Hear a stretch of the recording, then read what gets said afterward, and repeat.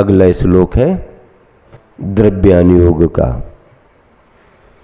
उच्चारण के लिए तैयार हो। जीवा जीवसु तत्वे पुण्या पुण्ये च बंध मोक्षौ च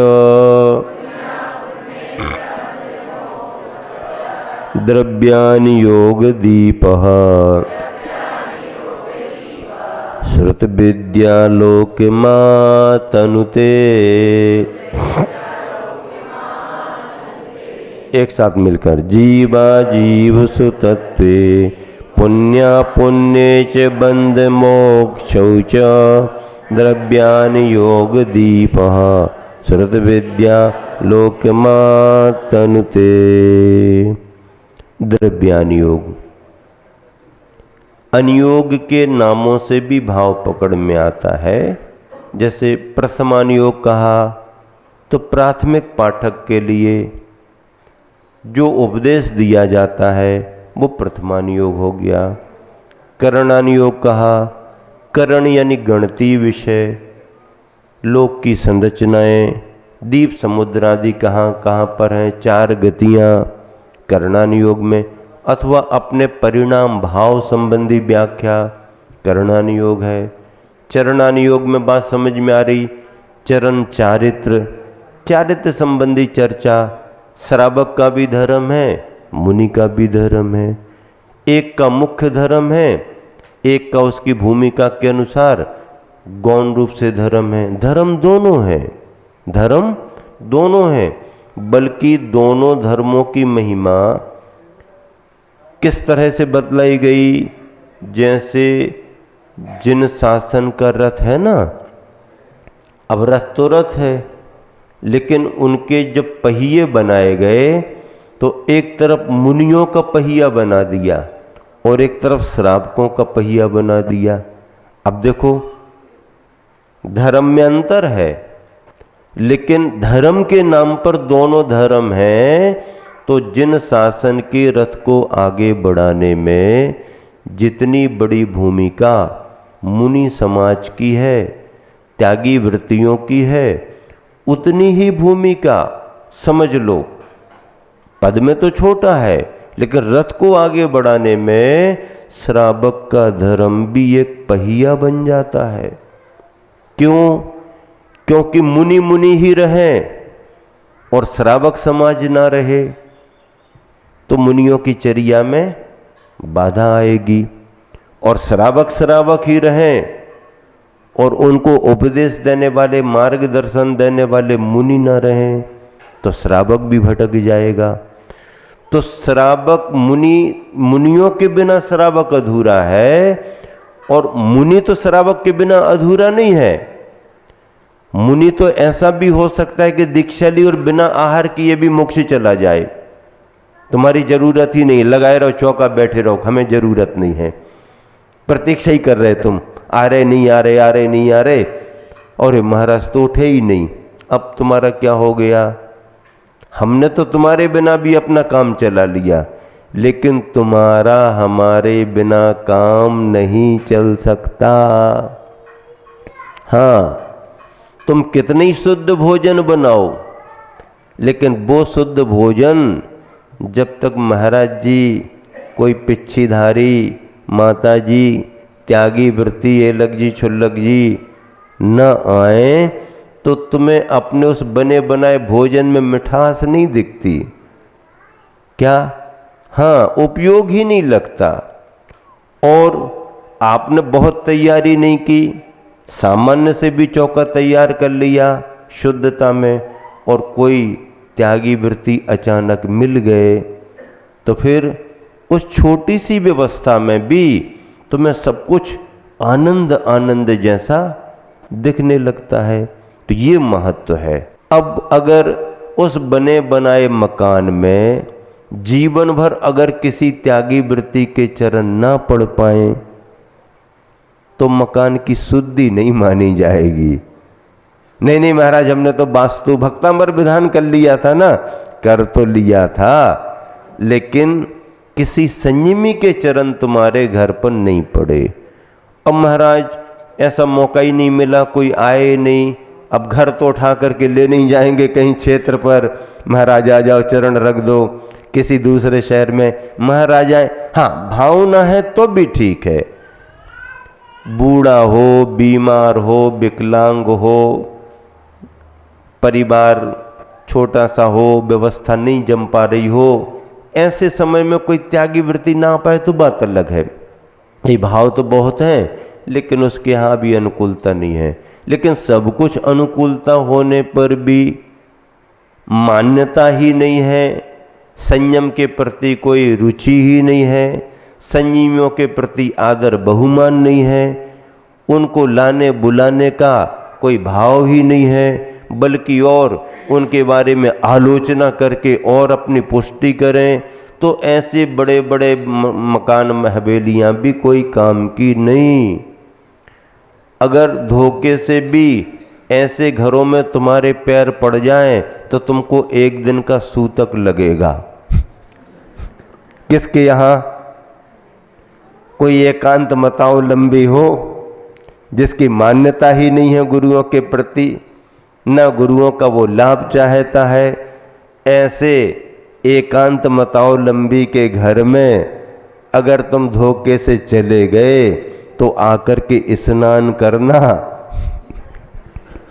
और एक दिन का सूतक मान लेना। एक दिन के बाद ही शुद्ध हो पाओगे। क्यों? क्योंकि ऐसी जगह पहुंच गए जहां पर गुरु के चरण पड़वाने की उसके कुल कुटुंब में भावना ही नहीं है, मान्यता ही नहीं है। अब मान्यता है, भावना है, लेकिन परिवार कमजोर है, अनुकूलता नहीं है, बीमार है, कोई परेशान, वहां ना भी पढ़ पाए तो ऐसे जगह में तो निकलते समय अगर कोई निवेदन भी कर ले तो महाराज जी भी आशीर्वाद देने को पहुंच जाते हैं। क्यों? परेशानी में जाकर के आशीर्वाद दिया जाता है। तो श्रावक का धर्म भी बड़ा महत्वपूर्ण धर्म है। इसलिए तो जिन शासन के रथ में उसे एक पहिए का सम्मान दिया गया है। क्या देखो तो, एक तरफ घर छोड़ने वाले लगे हैं और एक तरफ घर में रहने वाले लगे हैं, एक तरफ सब कुछ छोड़ने वाले, एक तरफ सब कुछ जोड़ने वाले, लेकिन दोनों जिन शासन के रथ को आगे बढ़ा रहे हैं और पंचम काल के अंत समय तक मुनि भी हैं और मुनि की परिचर्या करने वाले श्रावक भी हैं। कम ज्यादा होते रहेंगे लेकिन अभाव और अंत अभी होने वाला नहीं, पंचम काल के अंत समय तक चलेगा। ऐसे चरणान योग आदि के ग्रंथों से जानकारी होती है। अब द्रव्यान योग की चर्चा चल रही, इस चर्चा में क्या कहा गया? द्रव्यान योग दीपः, द्रव्यान योग रूपी दीपक। अब अगर दीपक जलाओ सब दिखने लगता, उजाला होता है, तो द्रव्यान योग संबंधी जो ज्ञान है वह ज्ञान जीव अजीव रूपी प्रमुख तत्वों को, जीव तत्व प्रमुख है, उसके साथ अजीव की व्याख्या होती है। जीव अजीव मिलने से फिर आश्रव बंध संबंध निर्जरा मोक्ष की व्याख्या बनती है। जीव अजीव ही मूल है, जीवम अजीवम दब्बम, बाकी सब उसका विस्तार है। तो जीव अजीव आदि प्रमुख तत्वों को और पुण्य, पुण्य और पाप को, पुण्य क्या कहलाता है, पाप क्या कहलाता है, बंध मोक्षौ, बंध और मोक्ष को, जैसे आश्रव संबंध निर्जरा को श्रुत विद्या लोकम, भाव श्रुत ज्ञान रूप प्रकाश को फैलाता हुआ आतनुते विस्तृत करता है।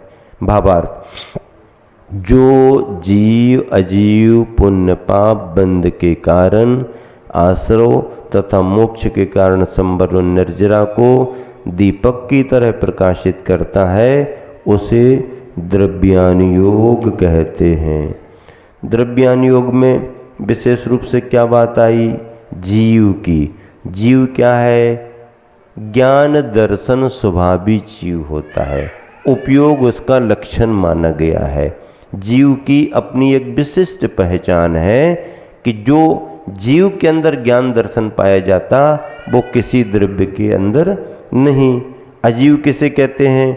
उपयोग लक्षण से रहित, अर्थात ज्ञान दर्शन स्वाभाविक चेतना से रहित अजीव है, जड़ है।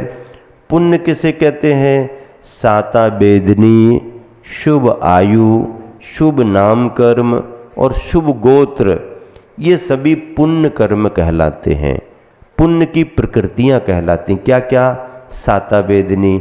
अगर साता वेदनी का उदय चल रहा है, आस बिना दवाई के आप स्वस्थ हो, कोई दिक्कत नहीं। और असाता वेदनी का उदय आ रहा है कर्म का, तो दवाई लेने के बाद भी स्वास्थ्य ठीक नहीं रहता है। साता वेदनी। शुभ आयु, शुभ आयु मनुष्य की, देवों की, और एक तरह से व्याख्या करने पर त्रियंचों की भी आयु शुभ मान ली गई है।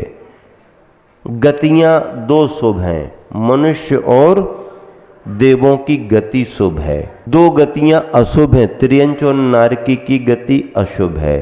लेकिन आयु की बात जब करते हैं तो 3 आयु शुभ और 1 आयु अशुभ। देव और मनुष्य की आयु शुभ तो है ही, गति भी शुभ, आयु भी शुभ। लेकिन त्रियंच के साथ में 2 व्याख्या है कि उसकी गति तो अशुभ है, कोई त्रियंच बनना नहीं चाहता, लेकिन आयु शुभ इसलिए कही गई है कि अगर त्रियंच बन गया है तो उस पर्याय में भी वो संतुष्ट रहता है, उस पर्याय में फिर वो मरना नहीं चाहता, इसलिए उसको आयु प्रिय हो गई, तो आयु त्रियंच की भी शुभ मान ली गई। लेकिन नरक की आयु और गति दोनों अशुभ हैं। शुभ गोत्र, उच्च गोत्र, शुभ गोत्र मान ये पुण्य कर्म कहलाते। इससे विपरीत असाता वेदनी, अशुभ आयु, अशुभ नाम कर्म और अशुभ गोत्र पाप प्रकृतियां कहलाती हैं।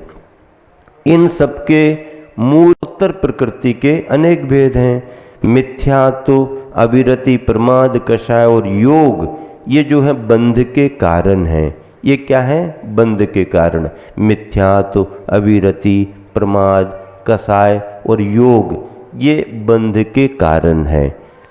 संबंध निर्जरा के कारण क्या है?